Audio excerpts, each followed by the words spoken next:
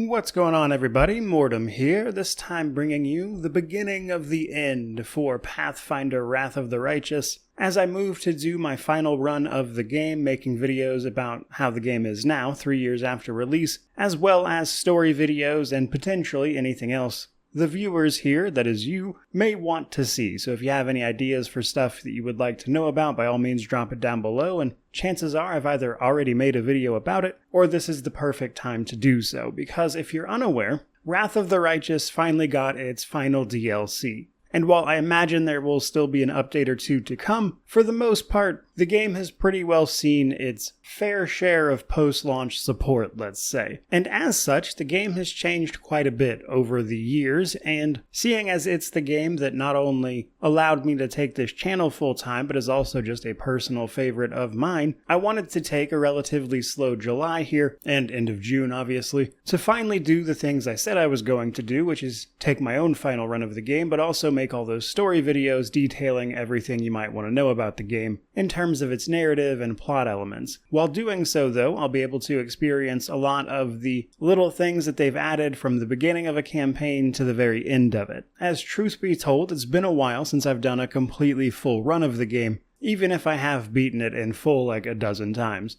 So where I might normally do a sort of first impressions video talking about the game and sharing my initial opinions for a game that I have well over 800 hours with if you include the pre-release stuff, it doesn't make a whole lot of sense to do that here. So I thought instead I'd simply talk a little bit about what this game meant to the channel and me as I moved to take on all this work. So if you've been with the channel a long time, you might very well know that the release of Wrath of the Righteous and my coverage of it up to that point is actually what allowed me to move into this full time. With this game releasing in September of 2021, at the beginning of 2021, as well as a little bit of the end of 2020, I had just started doing like my reviews after 100% and story videos and kind of learning what I wanted to do with the channel as I started to move more and more towards CRPGs, but not covering solely Divinity anymore. And it was during that time that this game got a Kickstarter. I thought it looked incredible, so I backed it and obviously started making a ton of content, chronicling everything there was to know about the beta, basically. And the reason that so much of that took off was that this was such a big game.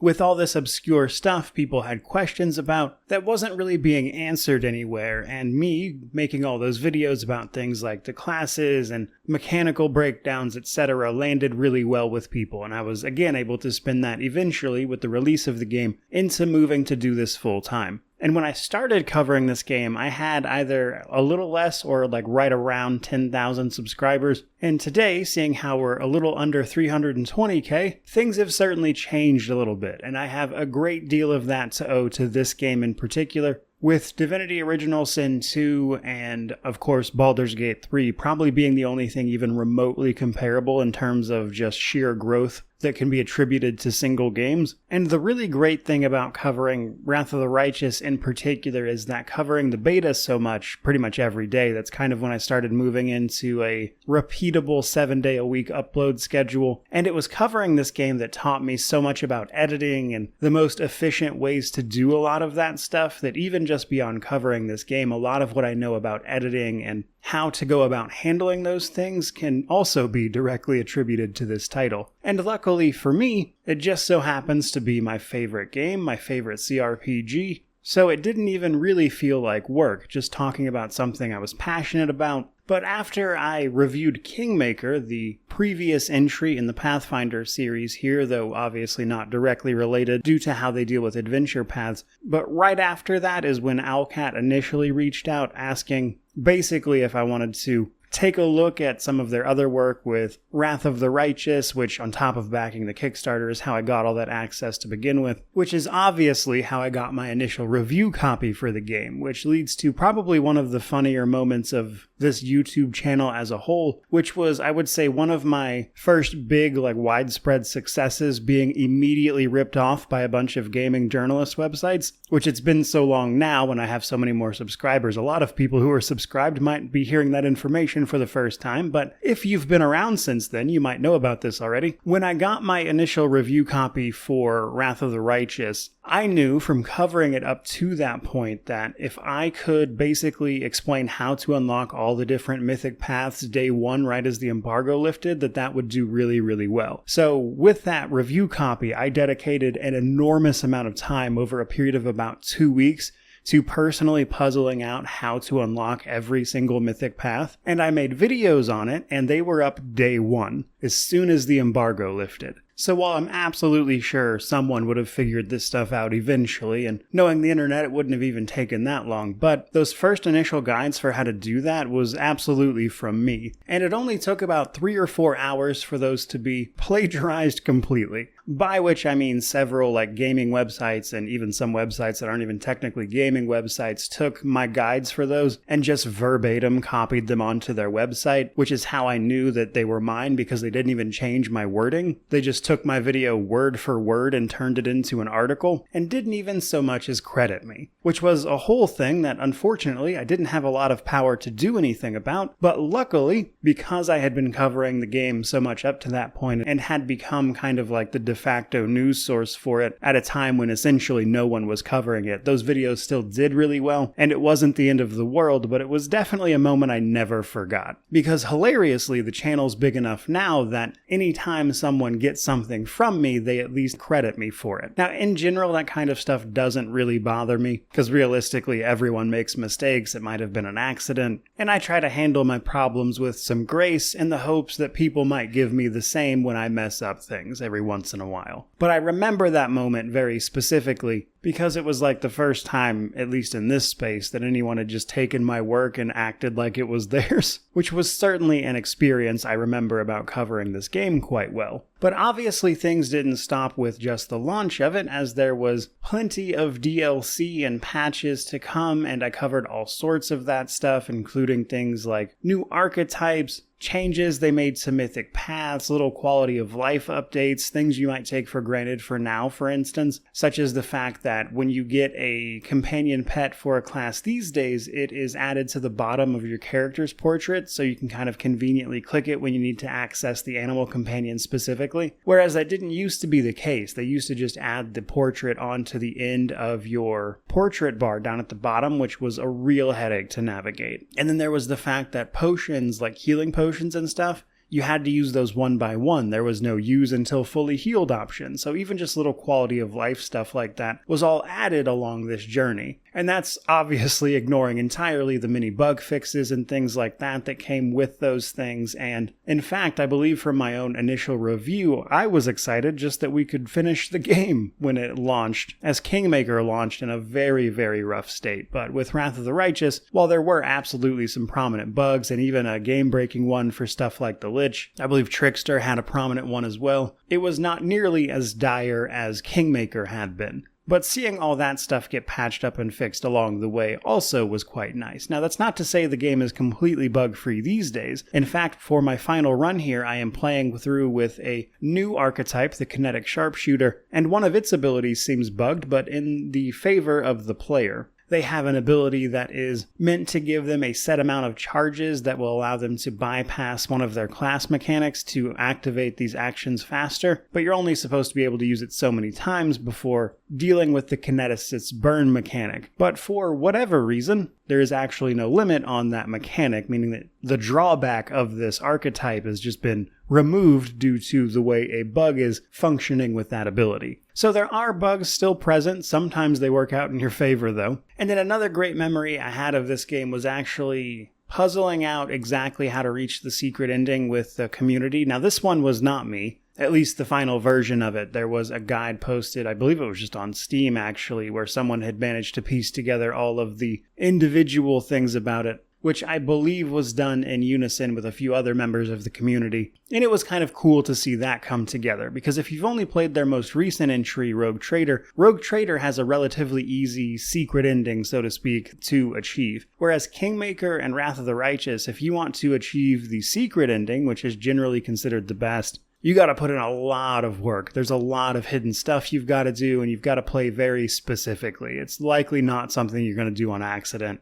But all along my coverage of this game, from all the way before it was released to now, the one thing that I always tried to do, and the one thing I remember the most fondly about my time with this game, was simply trying to do everything I could to introduce it to as many people as possible and help them learn how to play it, because this game is not friendly to newcomers thanks to the Pathfinder WotR rule set. And while I could talk everyone's ear off, my new player's guide for this is 2 hours long, by the way. What I want to say here simply is that I have dedicated so much time to giving people as many resources as possible to wrap their heads around this game, because it meant so much to me, and I just wanted to share it with as many people as possible. And in doing that, I managed to also sort of find my groove as a content creator and what I wanted to do with this channel to basically inform people and give them ideas of how certain games are, what they're all about, how to play them, which is when I started really hitting my stride in doing this for a living. And for all of those reasons, including a few I didn't even mention, I love this game. And it's fitting that I discovered this game via its Kickstarter and everything at the beginning of a sort of tumultuous time in my own life, and covering this game, growing with it as a content creator and everything over the course of the last few years, only for it to wrap up and sort of end as a chapter of my own life is about to once again turn a page here with my son starting school just in like a month. My life is about to be quite different yet again. So in some ways, I would say it's sort of a poetic end for Wrath of the Righteous here for me to take it and make the, I would say, mostly final bits of content that I want to make for it. At least the big stuff. There will probably be 1 or 2 videos here and there in the future. But by and large, take what I want to do with this game and wrap it up, right as this kind of weird chapter of my life is also about to shift and change, just felt especially fitting. So with that in mind, let's talk a little bit about that content before we wrap this up. So the big one, I want to do a full re-review of the title, basically running through it, looking at how things are now as compared to how they launched at, or basically just since I reviewed it last, which was like 3 years ago. And then I want to make a story series for it. If you've watched any of my old story supercuts, you'd probably know what I'm talking about here. Most recently, probably for Baldur's Gate 1 and 2, as those videos got hundreds of thousands of views around the launch of BG3 with people looking to catch up. That's kind of what I have in mind for Wrath of the Righteous, because I also did something like that for its previous game, Kingmaker, and people have been asking me about this forever, but I wanted to wait until all the DLC was done before I did that. That right there, that story series, is probably going to be the bulk of what I'm trying to do here, simply because the amount of footage I have to gather to cover things like the mythic paths especially is going to be a lot. And while I'm confident I can do it, that's just gonna take some time. There's no other way around it. Though I'm going to try to drop that simply all as one video, as opposed to trying to break it up into several, like I normally did in the past, because those individual parts don't really do well over time. Rather, just the collective supercut usually does the best in the end. So I'd really just like to drop it as one video and be done with it, but it's gonna take a minute. Now, the other thing I want to do is, for old time's sake, really, I want to make a build video for my kinetic sharpshooter and how I wind up doing that, as I'm really loving that archetype. If I mess around with any of the other brand new ones, which I probably will at least in passing, I might consider doing build videos for them, but the one that really speaks to me is kinetic sharpshooter. Now, that's the stuff that I absolutely guaranteed want to do. But I know a lot of people have been asking me more specific stuff, like if I want to redo any of my old like best and worst archetype type of stuff, and I might consider that. But basically this is where I'm going to turn it over to you in the comments, the people who watch this really long video. If there's some kind of specific bit of content you would like to see, absolutely let me know about it down in the comments section. I might be able to knock it out. It might be a solid idea, or potentially, because I've covered this game so much, it might be something I've already done and can point you to. But much in the same way that I began a chapter of my life with this game, I would like to close it out with this title, before hopefully looking forward to at least several more years of covering games any which way I can. But I just wouldn't feel right about doing that without paying my proper respects to this title and what it meant to me and the community that I've built around it. So that's what we're going to do, and it's what I'm going to spend the next couple of weeks on. So if you found any of that interesting, I genuinely appreciate it. If you watch this entire video, that's wild to me. Videos like this don't tend to do crazy well. There's just not really a big way to search this kind of stuff, and YouTube is very algorithm based, so your video needs to be discoverable via things like, having it be something people might search for that goes a long way for you, and stuff like this just kind of isn't, and thus doesn't move much farther than subscribers who have notifications turned on. But as a result of that, chances are, if you're listening to my words right now, you're more than likely at least one of my more dedicated viewers, and for that, I thank you. If you've been around since I started covering this, an even bigger thank you. But either way, it's time to close this chapter of the Lexicon of Paradox through a final look at this game, which I am very excited to do. So hopefully you'll join me for that journey. But regardless, truly, just thank you so much for watching. I really do appreciate it. May you wander in wisdom and have an amazing day.